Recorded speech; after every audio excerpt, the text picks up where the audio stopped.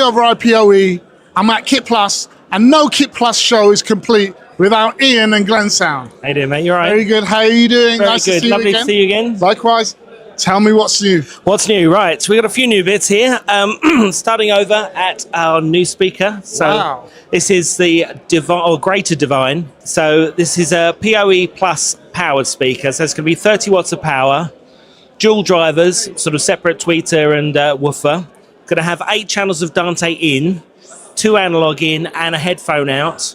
Along with that, we've got 12 volt in there, so we've got PoE power and 12 volts. So from a broadcast point of view, you've got a bit of backup in terms of the power. Same old rugged case. So this thing weighs about 5 kilos, so it's quite a solid little lump. But sound quality is just absolutely superb. Going to be out about February, March next year. Just sort of going to start going into production. So very pleased with that, and it's an exciting one for us. Can these be used as near field monitors? Oh, absolutely, yeah. We've done some good testing, sort of running a pair, and in terms of the stereo imaging, they sound absolutely superb. And the phasing and everything? Yeah, really good. Again, you can flip all that in the software, so again, whatever works for what you need. But yeah, but work very, very well. I've come from sort of a hi-fi background, and these would stand up very well in a good hi-fi home. Good. So yeah, very nice. Got our this is an interesting product. We've been asked for this from a number of our distributors, and it's basically an inline volume control for Dante. So you've got 16 channels in, 16 channels out, and these volume controls sit between each pair of channels. So 1 and 2 coming in, that has got your plus and minus of 10 dB. You can PFL that as well, so you can actually hear what you've got coming in and what's going out. And we've got a nice little way of setting it. So with the active button, you can find where the volume was, adjust your volume, unactivate it, and that will then stay set at that. If you then come back to it and you go, right, where was the volume? You can then adjust it until it stops flashing. And then that's your point, and then it will start adjusting again from there. So it's just a physical way of adjusting your volume on Dante. So I would say this is like a front-end control system. Absolutely, yeah. I mean, we've had a lot of people asking for it. We've not been given a huge lot of sort of case studies, but I'm really interested to see how it's going to get used in the field. So, yeah. Well, these are actually a variety. These are used very much in production, actually. Not like this, but I can see the use case because so many people, when you're using Dante, you can't always go to the absolutely. And there isn't anything on there that can act as a controller. Yeah. So I think you might be unique in that way. Well, hopefully so. And I mean, again, with Dante, I mean, this is a good point we have about our interpreter boxes. That's used in theatres for audio descriptions. And because it's one bit of Cat5, you can deploy that person anywhere you need to, as opposed to them having to be sat behind the desk or at a point. You can put them out in the middle of an audience, as long as you can get a cable to them. And you could do the same with that as well. You could deploy someone to a position that they then have adjustment at that point, but you just need a Cat5 connection. So yeah, and it's just one cable PoE. Yep, done, absolutely. Yeah, we love that back then. We're back again. So what else? Oh, we've got a new I/O box. So this is a 2 in, 2 out. So it's line in and mic line. Well, mic line in and analog out. So you've got controls on the front there. So you've got little PPE meters to set it up. We've added a bit of compression on the input, and we've got some low cut filter in there, and we've got a way to bypass the Dante, and if you power it via USB-C, you can basically turn that into a little mic DI, a little DI box from. So again, a lot of little toolbox kind of products, or products that solve issues. And then up the other end here, our new look. This is called the Dark Dawn. So this we've had the Dark range out for the last 5 years, which is our I/O professional range. The Dark Dawn is a bit more designed for the live market and studio market. So it's a updated look for us. Full controls on the front here. So at the moment it's in a demo mode, but you can set up your input levels, change your levels. You can flip the phase all from the front controls here. We still have the remote control as well. But it gives us that additional bit of control in the live market where you've got a rack full of stuff and you just want to adjust it on the fly. You can do that. We've also got JSON control coming up with this one as well, so they can actually control that with control systems. And that's something we're going to try and sort of build into more of our products, because we understand that it's very difficult to know which way to go, but there is JSON seems to be. Well, I need to introduce you to a couple of companies that I know use JSON, in their control system. So Okay. you can maybe work with them, making sure that the products integrate well. Absolutely, yeah, no, definitely. So, yeah, with there'll be new stuff next year, and we'll sort of keep going. But Brilliant. No, it's all good. Ian, thank you again. Lovely to see you, mate. Hope to see you next time. Yes, I'll see you soon. Thank you.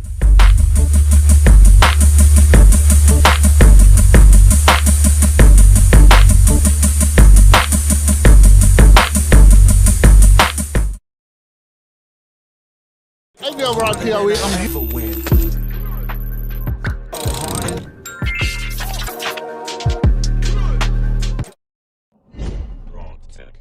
AV over IPOE, I'm here with Simon, one of the organisers of Kit Plus.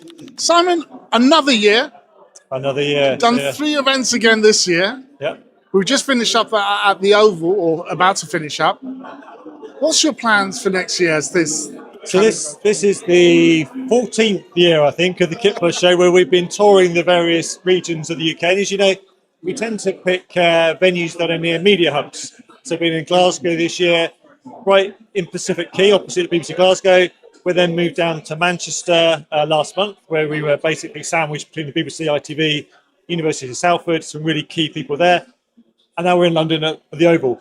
Not what you call a media hub, but we've had an amazing turnout. Yeah. And this morning when I saw the tube issues with all the bad weather we've had, you start thinking, oh, London, is it a bit of a gamble having a show in London as a one-day event? Yeah. But we've been really pleasantly surprised at the number of people, but we're not, as a show, we're not too much about numbers, we're more about, and I always find it a bit weird saying the quality of the people, because obviously everyone's quality, but we're looking for those people that can have really engaging conversations with manufacturers.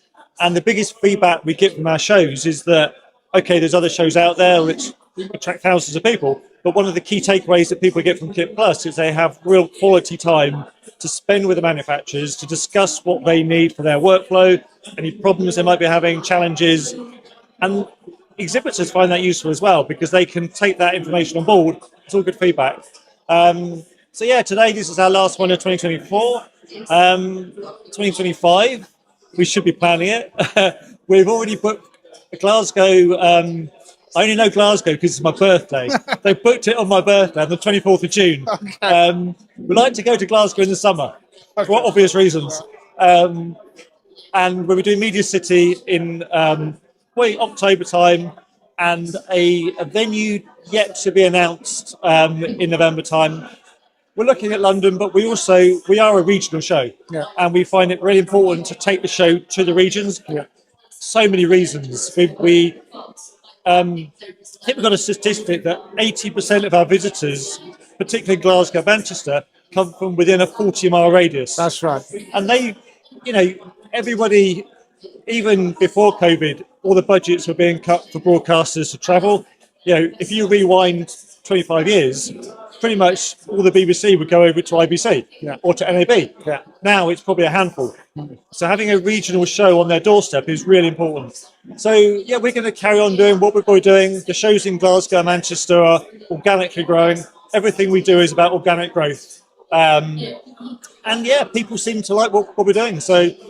And the landscape for media has changed as well. So much so, to incorporate content creation and gaming. I've seen so much because obviously, this is so important in terms of video and audio and everything else. You guys have had Dante here doing a talk, and there's so much going on. And it seems like when you're talking about that regional show, I get that when we, like the Manchester event, more they're asking the SIs and the techies are essentially saying, why aren't more vendors coming to see us in Wales or in Manchester or in certainly Scotland, as you found. And I think this you've been around for 14 years. Hopefully another 14 years. Well, it's the Kit Plus show for next year. It's our 20th anniversary. Wow! So Kit Plus. I can't believe I worked with Matt Robbins for 20 years. I'm the one that deserves a medal for that. But no, seriously, we started Kit Plus in 2005 as a classified listening site where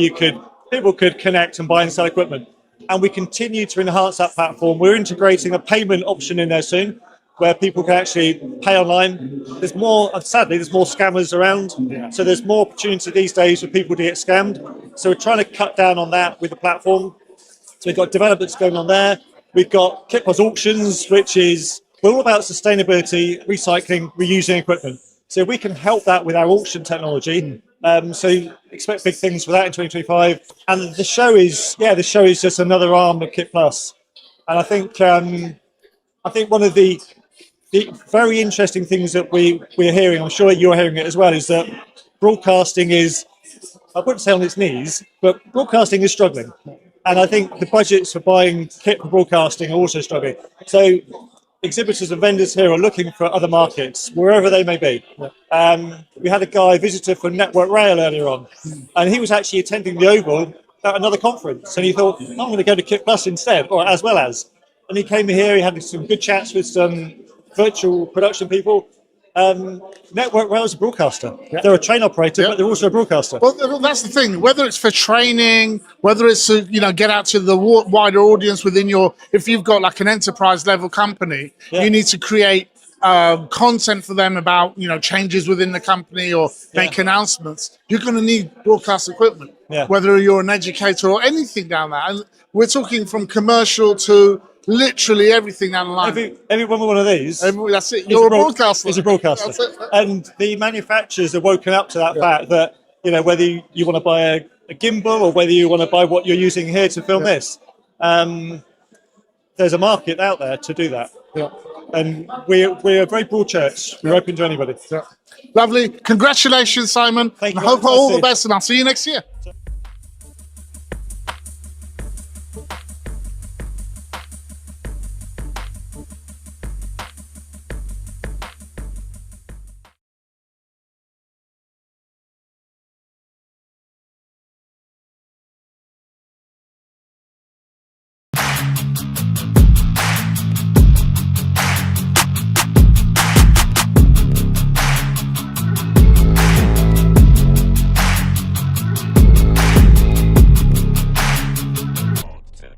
AV over IPOE. I'm here at the Nikon booth at Kit Plus with Bruno. Hello, how's it going? Very good, Bruno. Tell me about this product line. You've got really a wide array of different kind of cameras here.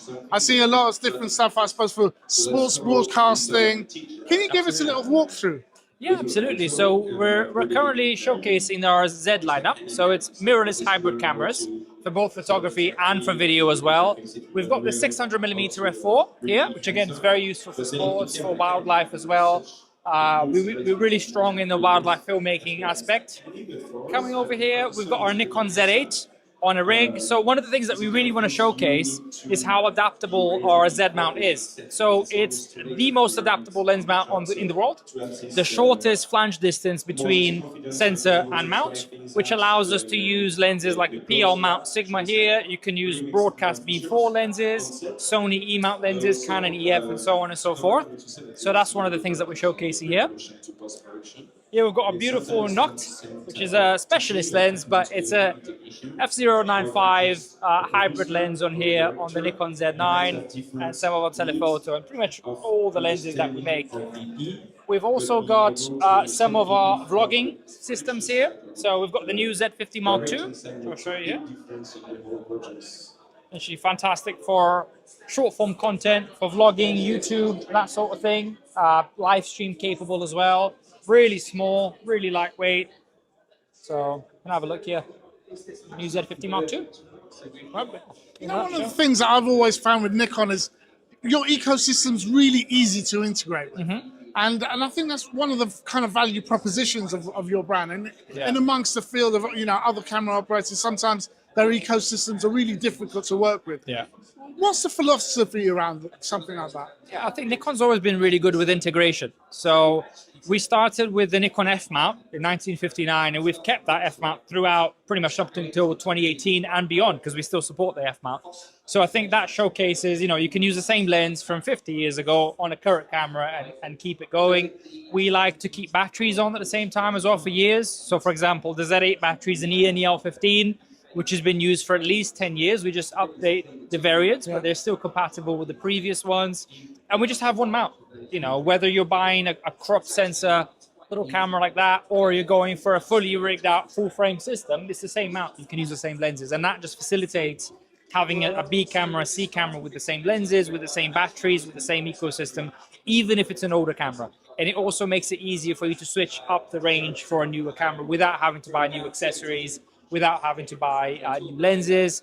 Another example as well is the Z9, Z8, Z6 III, some of the other cameras. Although on the list they'll say they're CF Express compatible, they're also XQD compatible. So you can use the older XQD cards on the newer cameras as well.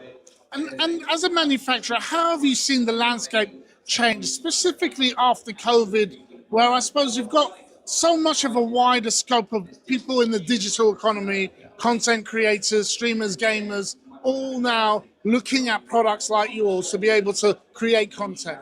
Oh, absolutely. It's shifted massively. We now focus heavily on that. It's something that Nikon historically has been very much a photographic company, very much focused on the stills market, but I think we see what the future's headed.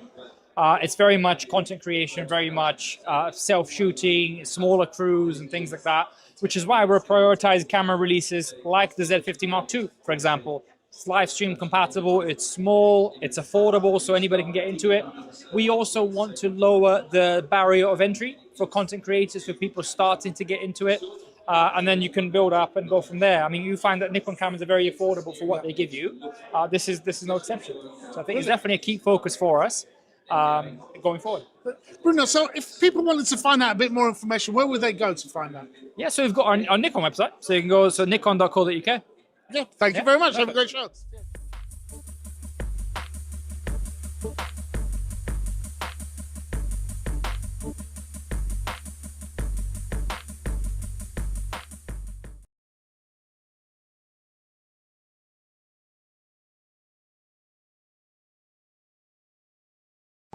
With the move to more software-defined solutions, that's obviously going to have an impact on the hardware.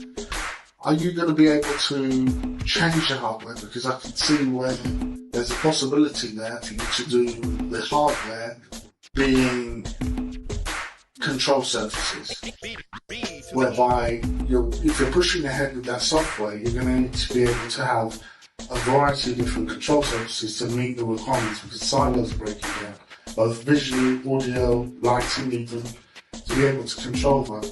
And things like your camera system that enables you to be able to use that for production are going to need a variety. And also, like when we're looking at how system integrators and production staff are using this equipment, they're using less and less staff because of remote management and ways like that. So are you going to be able to, so there's going to be a big change in the market because there's less black boxes, more software driven stuff. Is that part of your strategy going forward? Let me stay away from the audio. My name is Hartmut. Good morning, nice to meet you. As a head of the product marketing department, I would like to answer this question because it's more product related. Yes, I 100% agree. So we will see a change. Hardware is getting not less important. You still need to have your display audio endpoints, let's say. But that's the point. We're talking now about endpoints. This is more an IT type of language. And software is getting more important and more relevant. And exactly what you said, this is our ambition to control and manage not only the Panasonic kit.